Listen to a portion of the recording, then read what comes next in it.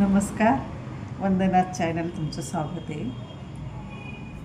कढीची recipe दाखवते.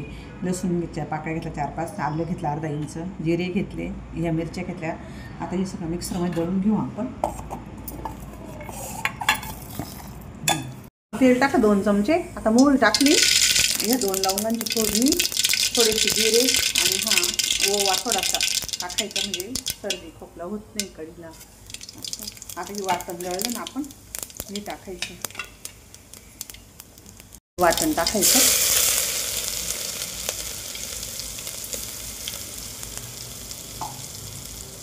असं हलवून घ्यायचं, चांगलं जळून द्यायचं नाही काही. कोथिंबीर टाकते फोडणीला.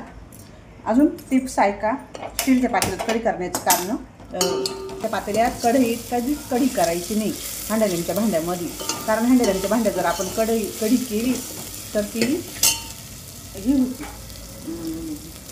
शरीराला चांगली नाही आहे आणि ती काळपट पण होती आणि शक्यतो नाहीच करायची. कारण ती आपल्या आंबट राहतं ना, ते उकळून जातं पातेलं. या पातेल्यात आता मी दही काढून घेतलं. आता चांगलं फेटून घ्यायचं, चमच्याने घ्यायचं किंवा या अशा भांड्याने घेतलं तरी चालेल, अशाने घेतलं तरी चालेल, म्हणजे ते चांगलं बारीक होईल. असं पाणी टाकायचं नाही लगेच. आता त्या दह्यात पाणी टाकायचं. आता हे पातळ झालं रवीनं, असं हलवून घ्यायचं. बस हळद टाकली आहे बा, मसाला. आता ही टाकायला आपण फोडणी देऊन टाकू. आपण मग दह्यात टाक केलं ना गोठून, आता ही फोडणी द्यायची.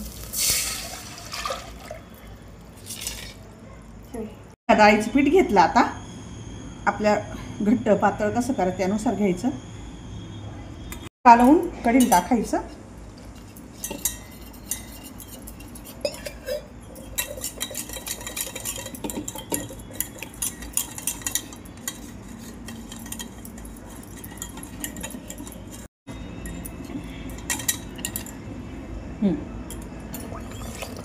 आणि कढी पूर्ण तयार झाल्यावर मीठ टाकायचं. आता ही कढवून घ्यायची चांगली.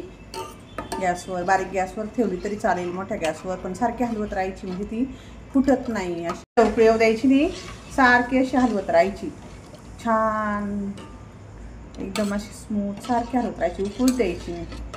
तयार झाली आहे. मीठ टाकायचं आता शेवटी.